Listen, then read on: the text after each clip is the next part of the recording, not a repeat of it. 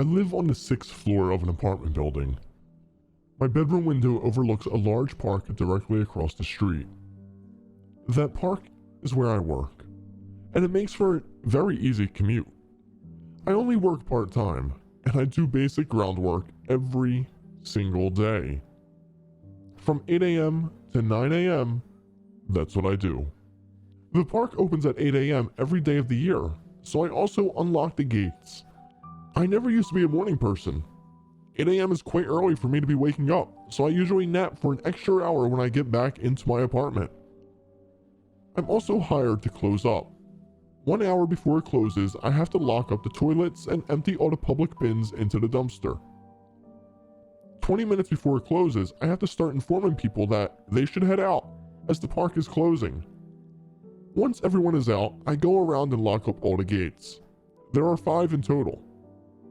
I stay until 30 minutes after the park is closed. Overall, I work for 2.5 hours a day. The opening shift is always 8 a.m. to 9 a.m., but the closing shift changes depending on the month. We're in December, so since it gets dark early, the park closes at 6 p.m., meaning I'm in from 5 p.m. to 6:30 p.m. It's a pretty easy job, and for the past couple of months, I've been looking for a second job nearby. Of course, this would mean I'd have to give up my 9 a.m. hour-long power nap, but I figured I could manage. It's about time I stopped that habit anyway. I recently got into contact with a company that hands out freelance work. Walk people's dogs in the neighborhood, deliver groceries, paint fences, the usual stuff. It's exactly the kind of work I was looking for, as it's extremely flexible. I can change how much freelance work I do for the winter and summer months. The company is really great when you first sign up. You can give them the exact hours that you're available. Last week, I opened the park up as normal and did some freelance work after. It was 3 jobs and they were all dog walking. This meant I spent pretty much the whole day in the park for once, as that's where I tend to walk the dogs. 5 p.m. came around and I went to do all the closing shift stuff.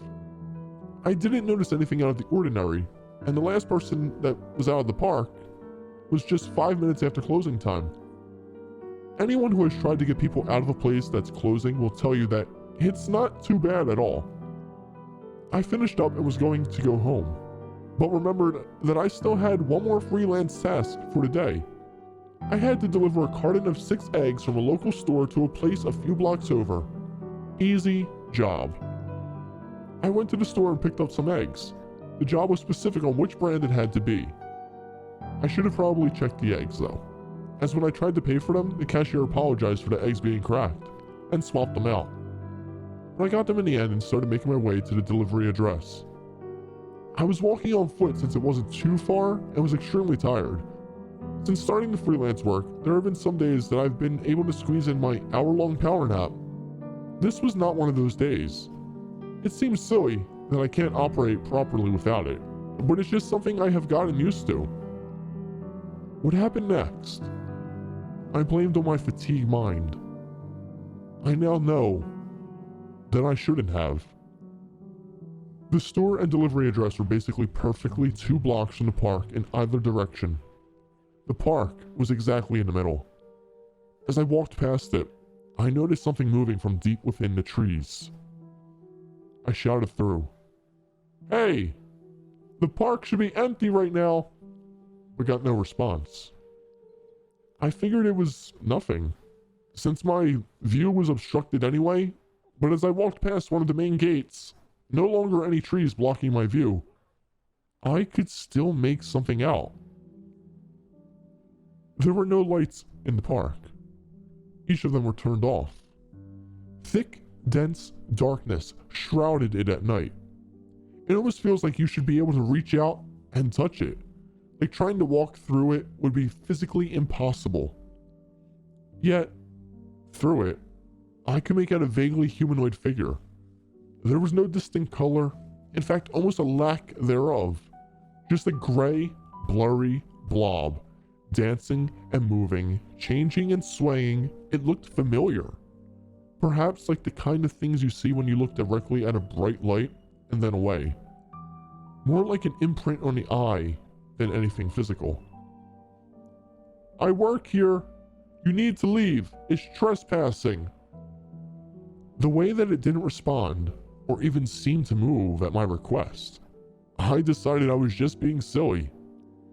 I think we've all seen things in the dark before, especially when we're tired.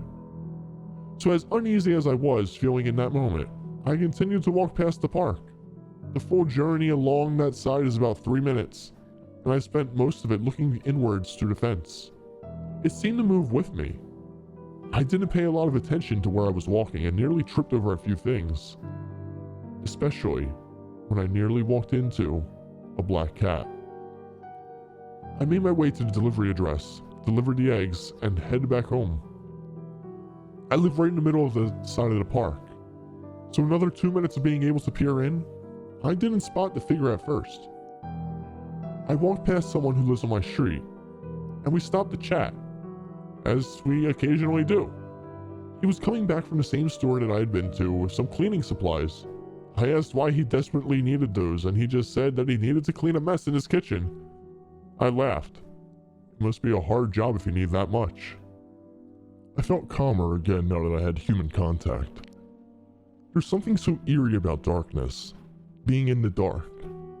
Thinking I saw something, it just made me feel so alone. Having a conversation is what I needed. We said goodbye, and I continued walking for the last minute of my journey. But right as I got to my apartment building, I turned around before I opened the door and almost collapsed from fear. Right up against the fence, clear as day, was a tall gray thing. It looked less humanoid than this, close up. Less like it was dancing and swaying, and more like it was shaking and convulsing. Its gray skin was pulsing and shifting in a way that almost made me not notice the complete lack of eyes. I only realized it had no eyes when eyes began to form right on its face. Its skin seemed to open up on the head, allowing for 2 grotesque eyes to pierce through. I caught myself falling slightly and got through the building door. I didn't wait for the elevator. I ran up the stairs and didn't look back. I got to the 6th floor, got into my place, and peered out my bedroom window. There was nothing at the fence, and it almost spooked me just as much to see a lack of anything there. Like, I was crazy. For the past week, I phoned in sick to my park job. My boss keeps asking if I even had the energy to just lock and unlock the gates. I keep claiming I don't.